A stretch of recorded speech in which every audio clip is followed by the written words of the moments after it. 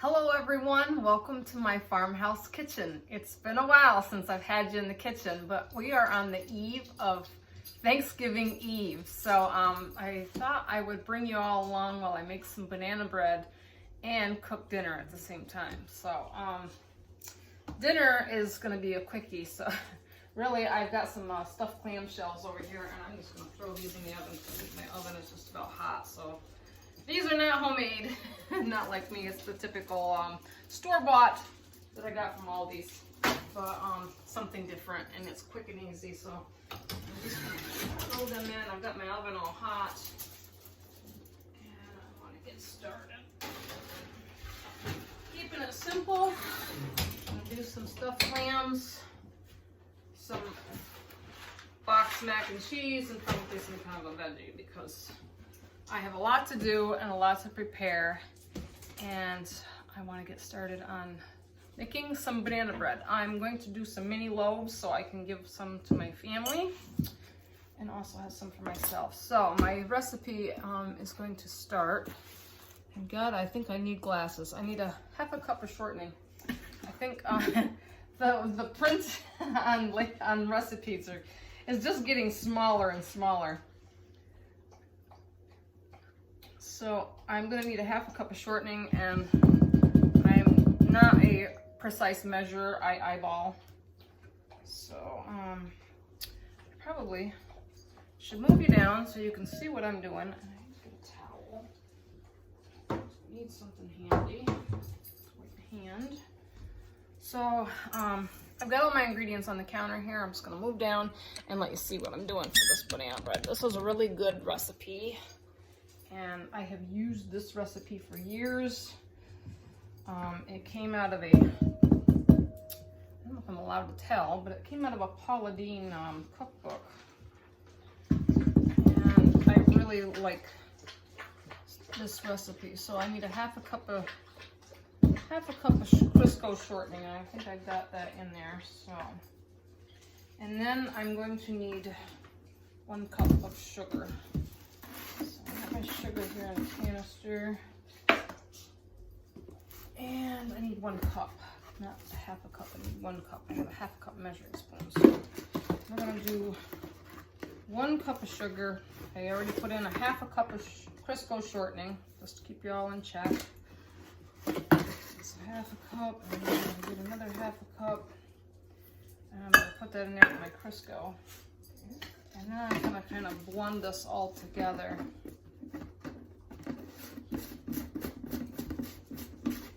Recipe is a really good one because I've made it several times and it works, and it makes the most moist banana bread. I have another recipe I like in banana bread. It comes from the Joanna Gaines cookbook. It's in the Magnolia Table, her first cookbook. It's after school banana bread where you bake it into a cake pan and you cut it up into squares. That's really good. So if you have that book, or you want to try that one, I suggest you get the Joanna Gaines cookbook. It is fabulous. She's got it loaded with lots of other good recipes in there. So what I'm doing with this is I'm just mixing the sugar in with my Crisco, and I'm just kind of mashing it all together to get it kind of nice and creamy. I don't know what reason she has to mix it this way, but it works. This bread is very moist and very good.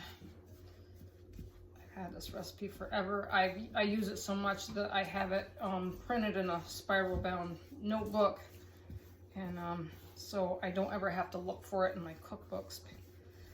So a lot of my favorite recipes, I just write them down, and actually these ones I've printed up on my computer. I've typed them all in, so, but even the print seems like it's getting smaller and I can't read how much the ingredients to put in. Oh, my littles. I think they want to go out. I got it. Doggies just had their dinner.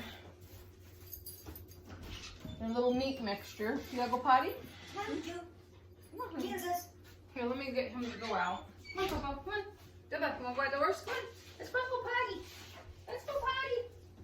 Come on. Okay, go potty. Hurry. Okay. The dogs are like children, so I have to take a moment and tend to them. So now I've got my Crisco and sugar mixture all nicely blended, and I kind of let you see that it's all mixed in there, so it kind of looks like a big glob of Crisco and sugar all mixed in together. So next, cream shortening and sugar, and then I'm going to sift together the flour, baking powder, soda, and add to the cream mixture. So what I'm going to do is I'm going to mix my dry ingredients together, and then I will add it to this mixture. And then I will add my eggs and my buttermilk. Let's get another bowl here. Set that on the side. So I got a nice little bowl for my dry ingredients, and I already have my 2 cups of flour already pre-measured. So I'm just going to put that in the bowl. And let's see, I need a teaspoon of salt. Put some salt here and my handy measuring spoon. I'm just going to need more salt in this one. It's empty. Put a teaspoon of salt into my 2 cups of flour. Next, I need 2 teaspoons of baking powder. And I got some baking powder. And I need 2 teaspoons.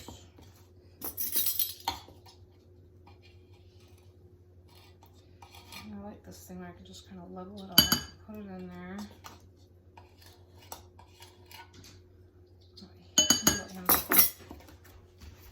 2 teaspoons of baking powder, a half a teaspoon of baking soda.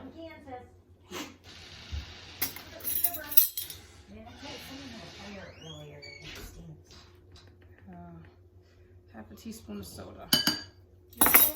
Into the bowl.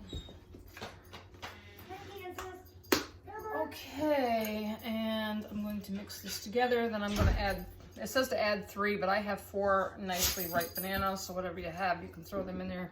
You can't ever have too many, I don't think. Let me get a whisk.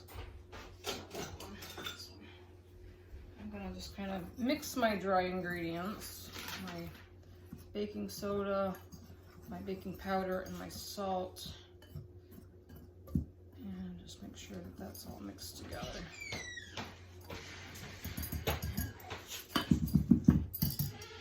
Now I'm going to get my bowl of Crisco and sugar back out. And I'm going to add my dry ingredients. Side. I need 2 farm fresh eggs. I have a couple of farm fresh eggs, fresh from my chickens. I like to crack them in a bowl in case I get a shell, which I did.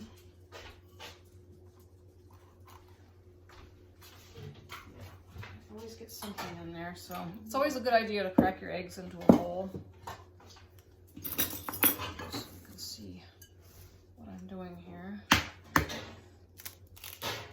I'm a one-handed egg cracker. And I have to admit, I'm pretty good at it. Okay, so I got 2 eggs. I'm gonna kind of just mix them up. So they're all ready to stir in. Just helps with the mixing process.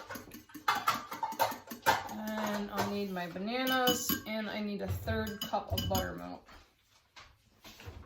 I do not substitute on buttermilk for this. I'm gonna put in my eggs because buttermilk really gives this flavor.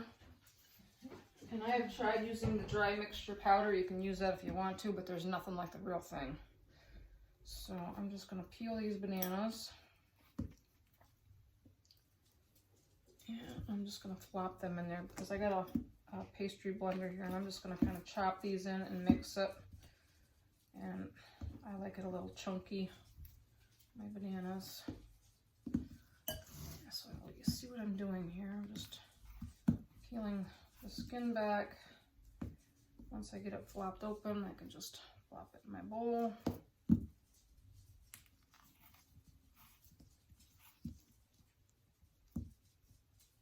Oops. Okay. And get rid of the banana peels. And I got a pastry blender here. I'm just going to kind of mash this stuff up with the egg, and I'll add my buttermilk in there. I just want to get my bananas kind of mush down. This is not something you want to stir a lot of. You just want to get it nicely mixed. But I'm just going to kind of chop the bananas up. And they were nice and soft, so they really start to mix in there really well. So I just got them in there. Hi, honey, you okay? Babies are back in. Okay, so let's put it in the sink. And make sure nothing escapes my bowl. And I'm going to add my buttermilk. Just try to mix some of this a little bit. Get a little well in there. And I need a 1/3 cup right there. I need a 1/3 cup of buttermilk. Hi, honey, you okay? Him's watching me. My little boy. Okay, so we need a 1/3 cup of buttermilk.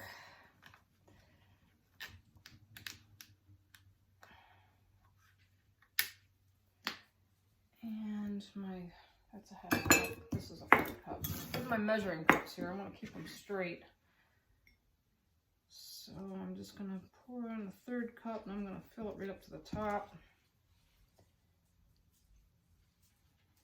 And in we go. I have plenty of buttermilk left over because I'll be making biscuits for Thanksgiving. I love homemade biscuits. And it was a toss-up whether to make biscuits or rolls, but I decided on the biscuits, and I'm going to also make cornbread. And I have a fabulous book here that I found at Ollie's. I don't know if you ever heard of an Ollie's store, but they have all these books in there. And last year I bought this book, and it's called Homemade for the Holidays.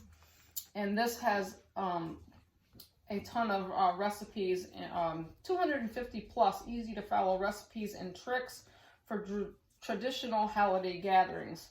And it's by Thanksgiving and Company Cookbook. This is a great book. If you can find that online or find it at an Ollie's, you won't be disappointed. I've already earmarked a lot of recipes in there to make for the holidays. And I'm hoping maybe I can get you back in the kitchen for more good stuff as Thanksgiving approaches. I do want to make 3 pies. I'm going to make a cheater cherry. If y'all wonder what a cheater cherry is, it's just canned cherries in a pie crust. I'm also going to do a traditional apple.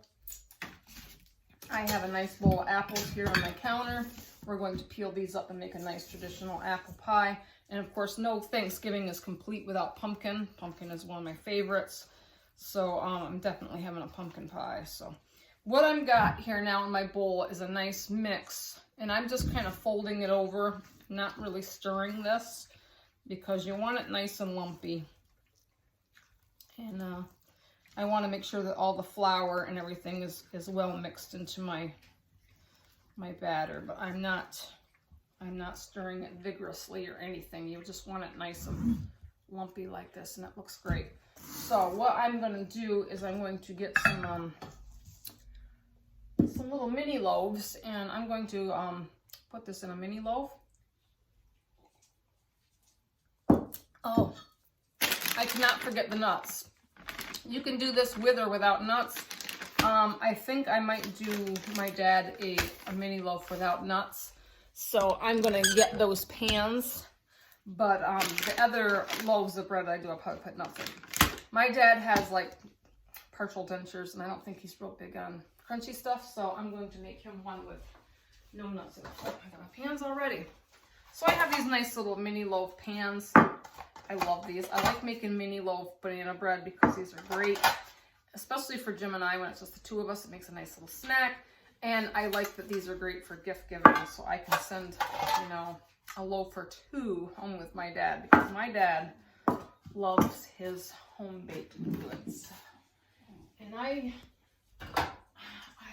really spoil him because I like making him bread and all kind of cookies and the whole 9 yards, and I do a lot of that at Christmas time. And you'll probably see some more kitchen stuff here in the kitchen at Christmas time. Last year was really hectic because I was working and I had a full schedule.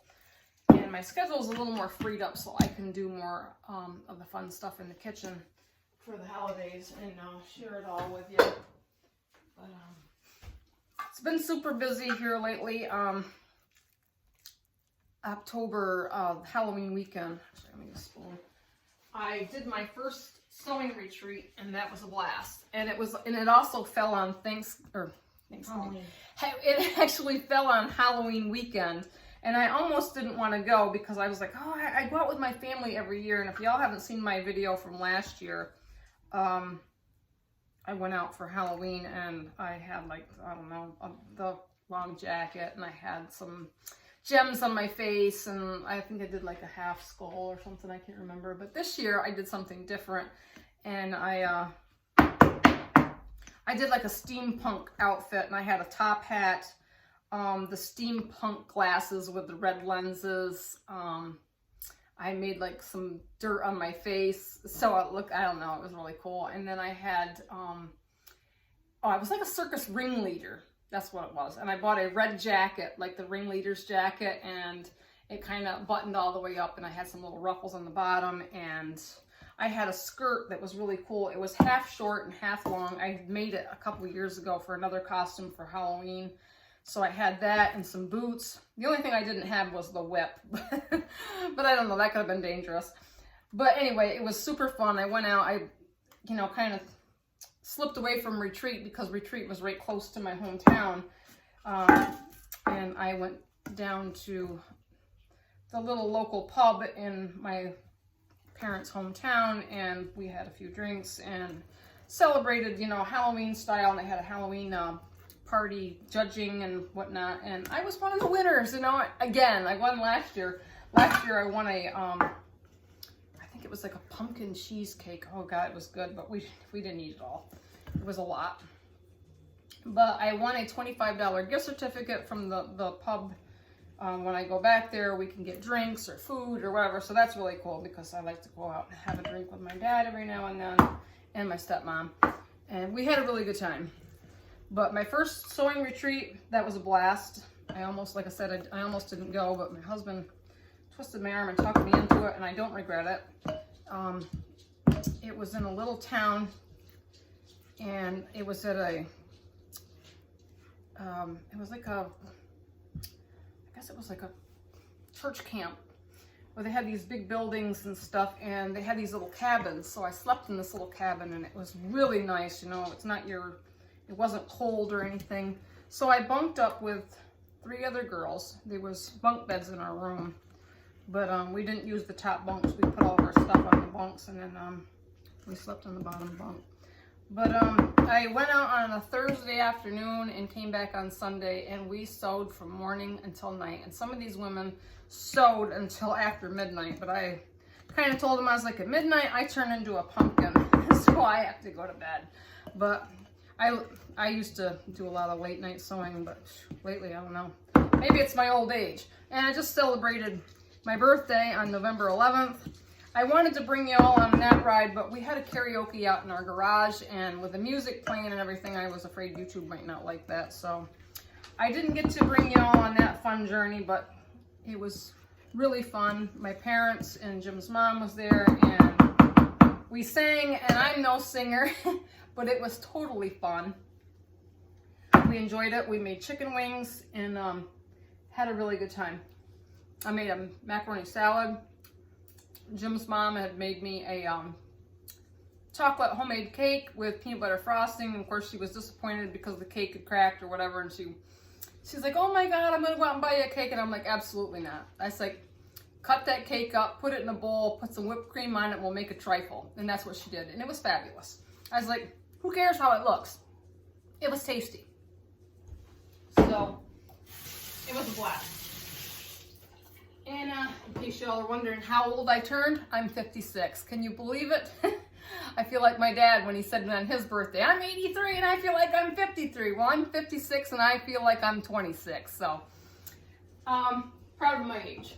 I own it, Other people don't make it this far in life, Enjoy every day and enjoy those birthdays. So, Anyway, now we're on the eve of Thanksgiving Eve. So I got my little mini loaves and I filled them up about halfway.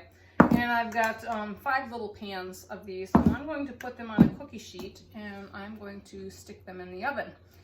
So what I will do is I'm going to clean up my mess and I'm going to throw these in the oven. And when I pull them out, I'm going to show you these little beauties. So stay with me. They're going to be fabulous.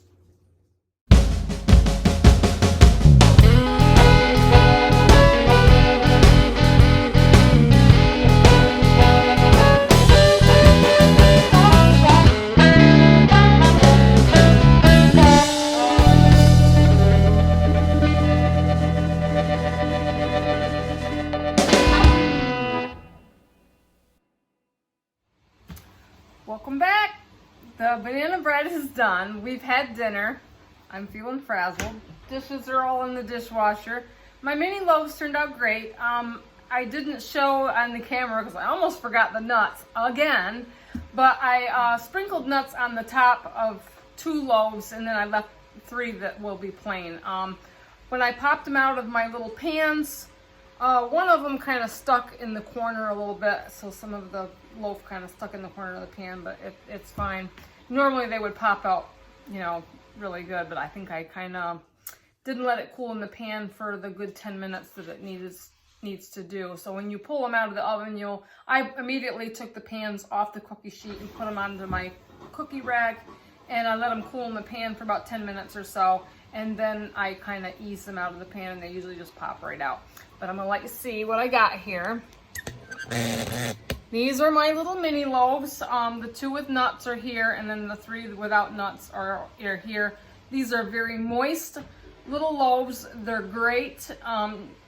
They're ready to slice up, but I'm going to save them for Thanksgiving dinner. I'm going to wrap these up individually into saran wrap, and we will probably have 1, maybe 2 for, you know, the dinner or whatever, but I'm gonna send some home with my family. So I hope you enjoyed my little journey of banana bread here in my kitchen.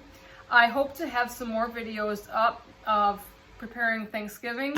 I do want to do a fresh cranberry sauce that's in this book that I told you about, Homemade for the Holidays.